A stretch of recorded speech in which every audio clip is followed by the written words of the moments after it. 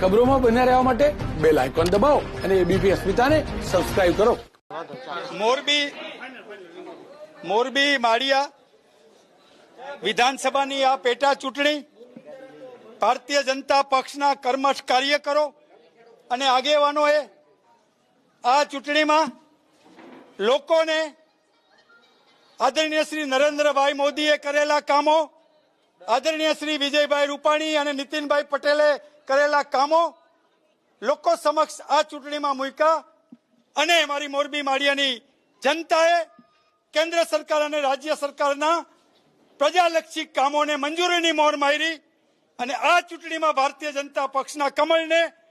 ભારે મોટી બહુમતીથી ખીલવું. ત્યારે હું ભારતીય જનતા પક્ષના સૌ કાર્યકરોને આ ચૂંટણી વિજેતાનું શ્રેય આપું છું.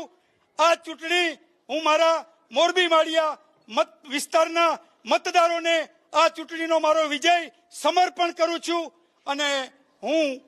આ તકે મારા મતદાર ભાઈઓને નમ્રપણે કહેવા માંગુ છું કે ભારતીય જનતા પક્ષની વિકાસની અવિરત જે યાત્રા છે એના આપણે યાત્રિક બનીને મોરબી માળિયામાં નવા કલેવર ધારણ કરવા, મોરબી માળિયાની કાયા પલટ કરવા અમે સૌ ભારતીય જનતા પક્ષના કાર્યકરો ખભે ખભા મિલાવીને મોરબી માળિયાની પ્રજા સાથે રહેશે. આ તકે હું ભારતીય જનતા પક્ષના પ્રત્યેક ચુનંદા કાર્યકરોનો, ભારતીય જનતા પક્ષના અમારા પ્રદેશ પ્રમુખ શ્રી, અમારા રાષ્ટ્રીય પ્રમુખ શ્રી, અમારા મુખ્યમંત્રી શ્રી, નાયબ મુખ્યમંત્રી શ્રી અને દેશના વડાપ્રધાન શ્રીનો મારા ઉપર ભરોસો મૂકવા માટે અને મોરબીની પ્રજાએ મારા ઉપર જે મંજૂરીની મોહર મારી એ બદલ એમના પરત્વે હું મારો આભાર અને અહોભાવ વ્યક્ત કરું છું. ભારતીય જનતા પક્ષ આ ચૂંટણી પૂરી તાકાતથી લડતો હતો અને પ્રથમ દિવસથી જ અહીં ભારતીય જનતા પક્ષનો ધ્વજ વિજયનો લહેરાઈ ચૂક્યો હતો અને એમાં આ જે